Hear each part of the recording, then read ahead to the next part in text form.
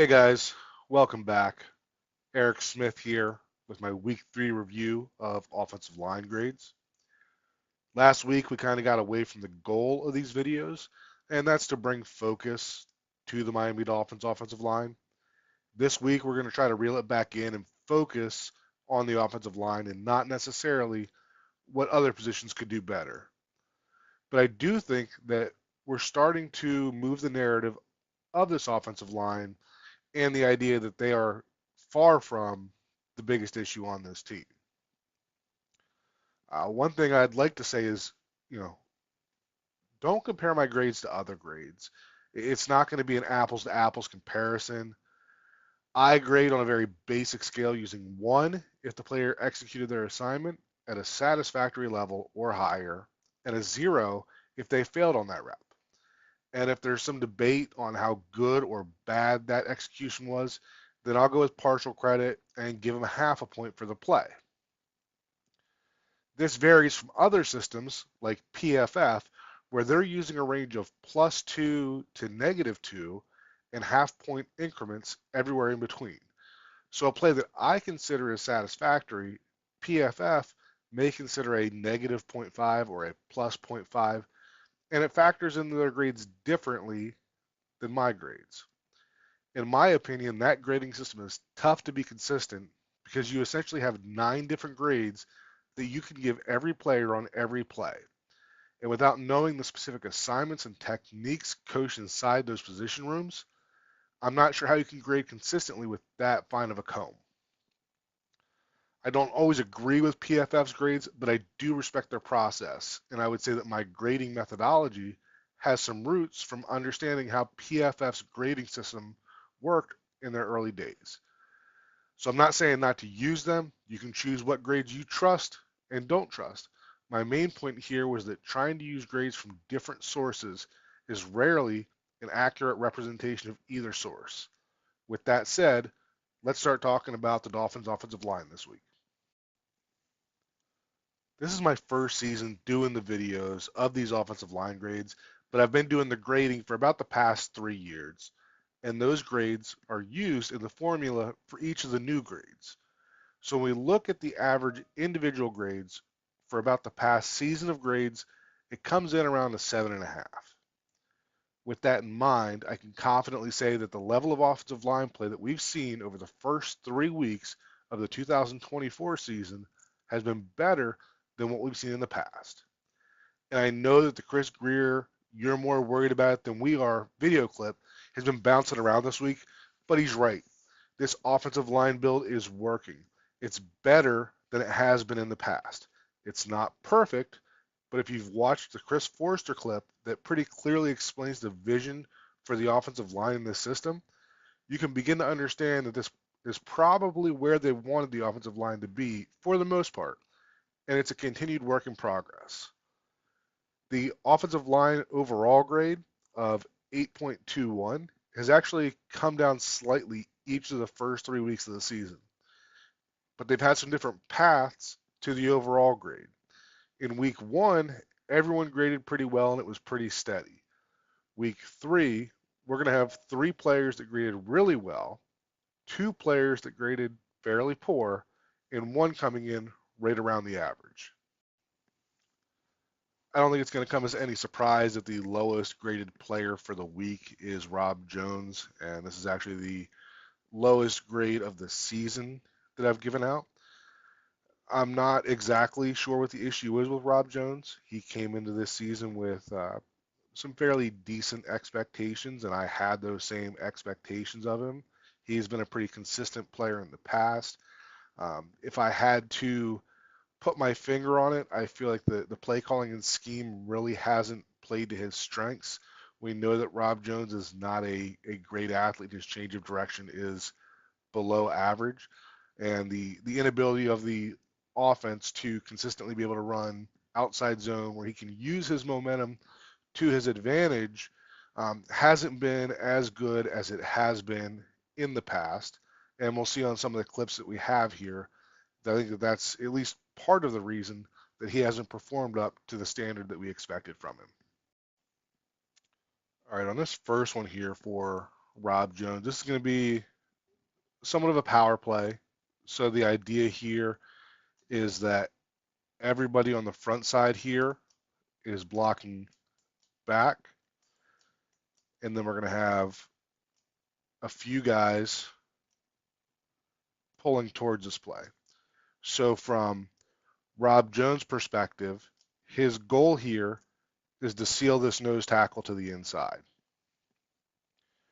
And what we'll see happening here as we get Durham Smythe coming in motion is that when Rob Jones steps down, he's really getting off the ball pretty quickly, almost out of control. And that one step by that nose tackle is enough that Rob Jones basically misses this block completely. Still able to get the play off and get a decent gain, but that is more of Terron Armstead blocking his guy down far enough to catch Rob Jones' guy in the wash.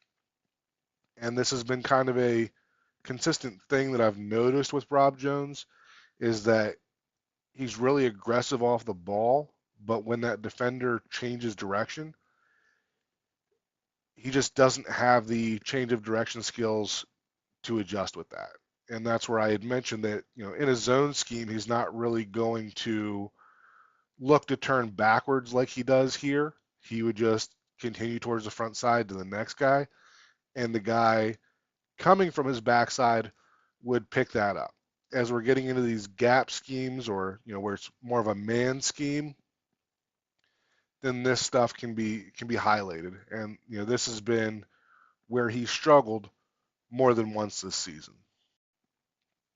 All right, so got two more clips here for Rob Jones, and they're basically going to be the same thing. It's going to be a play action pass where Rob Jones is pulling to get to this defensive end, and he's going to get some help from the tight end. So on this first one, we can see Julian Hill is the tight end here, and you can see that this defensive end really doesn't get any wider than where he starts. And Rob Jones is able to do a solid job getting out there and getting on that defender.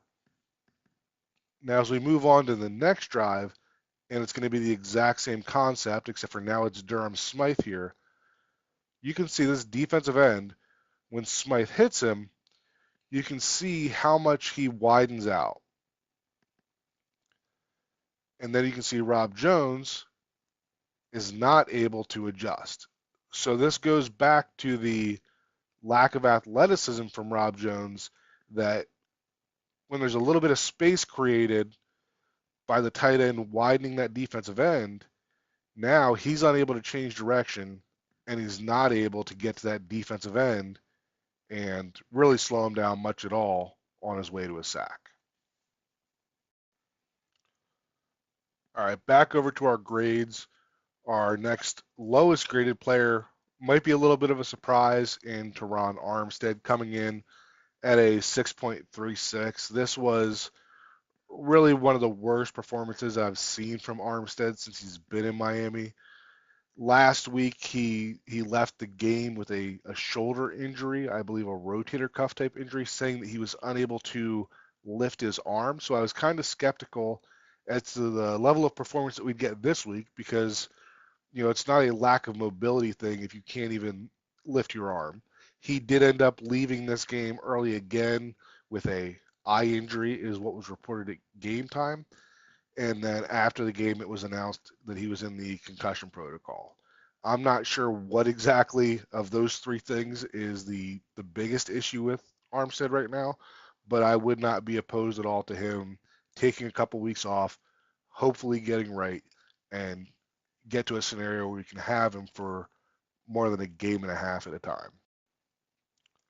We're not going to spend a whole lot of time watching Terron Armstead film, in large part because this just is not normal for him. But you can just see him getting knocked back and not being able to recover. And on the next play we have for him, it's basically going to be the same thing. He's getting out into a set and then not able to reset his anchor. and that pressure forces Thompson out of the pocket. Again, this is not what we've come to expect out of Terron Armstead when he is healthy. So I don't expect this to be what we get out of him when he eventually gets back into the lineup, but still doesn't excuse him from a low grade for the snaps that he did play this week. So those are our two really bad grades, and our player that came in pretty close to average was Liam Ikenberg. Starting with this week, I did find a way that I felt I could incorporate the pre-snap penalties into the grades. So this 7.53 includes the false start by Liam Ikenberg.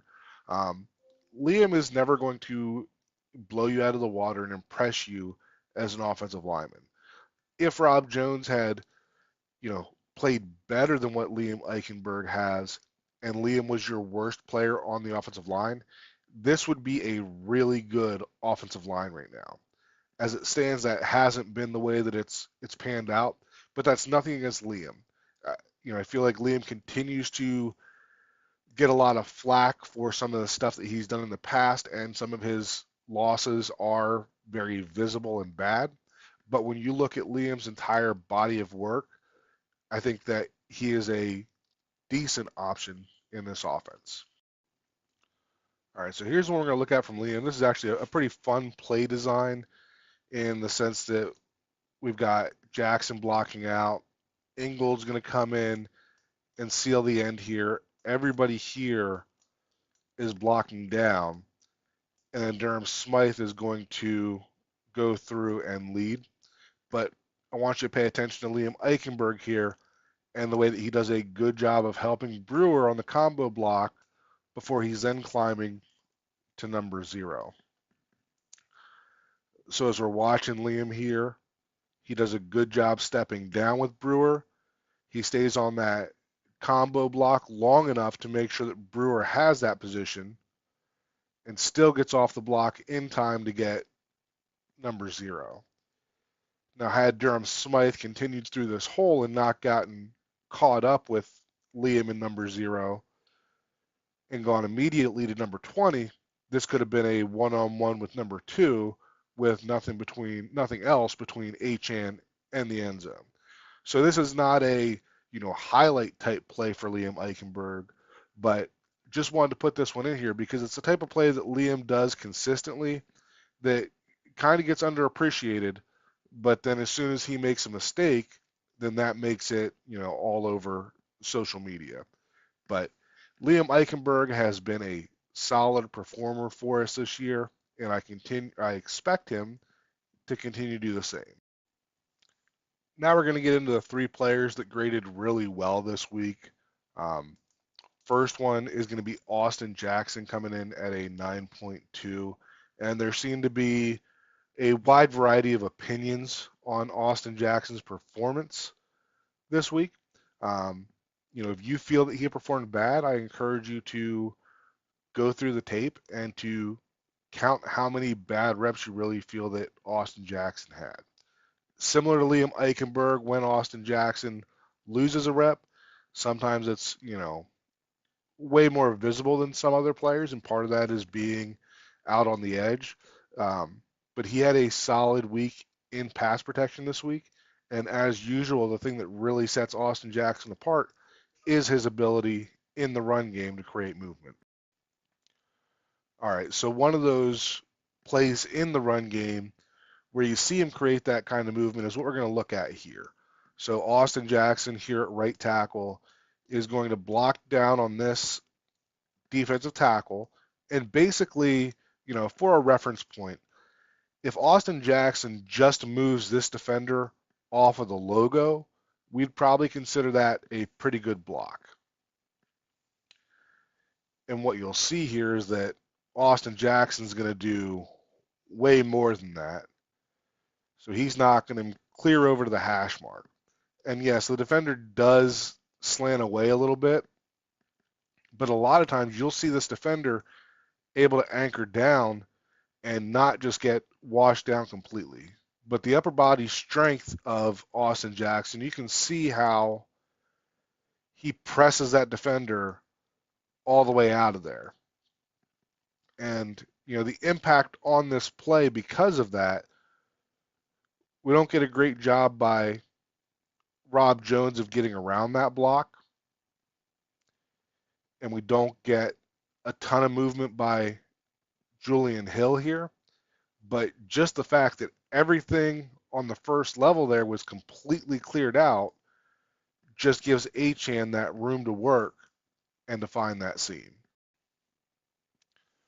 All right, our second highest graded player of this week is going to be Kendall Lamb, coming a little ahead of Austin Jackson at a 9.32. Lamb had a pretty tough intro to the season last week, and part of that may have been that Patrick Paul took a large majority of the snaps at left tackle in the preseason. This week, Lamb came in and did very well. I do feel that the play calling, in some senses, protected him. They didn't ask him to do a whole lot. But in terms of my grading, I'm only going to grade them on what he's asked to do. And what he was asked to do this week, he did it very well. All right, so just a quick one on Kendall Lamb here. Like I said, he was just kind of solid with everything that he was asked to do. I really like this rep from him because we've talked earlier in this video about Rob Jones and his inability to adjust when he gets a little over aggressive. And here you kind of see the opposite of that in the sense that, Lamb's initial set here on this pass protection takes him across that defender, and he could have easily just lost contact and had that defender getting a free rush at Boyle. But instead, he does a good job of resetting his feet, getting back in front of that defender, and not giving up pressure on this play. All right, our highest grade of the week goes to Aaron Brewer. Shouldn't be as a huge surprise. A lot of people have talked about him this week. His 9.65 grade is about as high as you can get in my grading scale. He was near perfect this week. Didn't have much at all negative to say about him. He had a couple of snaps that I felt were kind of off target, but in terms of his blocking, he was superb, and he is fitting into this system exactly as I thought that he would. His ceiling is not where Connor Williams was, but he is a perfect fit for this offense. And this week he played a near perfect game. Okay, so taking a look at a few plays from Brewer here. We talked earlier about Rob Jones and his lack of ability to recover when his initial contact does not hit home. And we saw Kendall Lamb do a little better job of that. And on this one, we're going to see Aaron Brewer doing a really good job of that. You can see there that Brewer kind of overshoots his initial set with that defender slanting across his face, and Brewer is able to flip his hips and not only slow down that defender, but he's able to basically drive him completely out of the play. All right, on this next rep, we're going to see a really good pass pro rep from Brewer, and you can see that his initial pass set is really good. And this was a concern with Brewer when he came over from Tennessee. But what you'll see here is that, Brewer's low center of gravity makes it really tough for any kind of underneath move on him. So you see defenders will try to swim over him being a shorter center. And what Brewer does really well is as soon as they raise that arm and open up, that underneath the rib cage area, his feet just accelerate, and you can see him driving his defender all the way out and through the defender that Austin Jackson's blocking.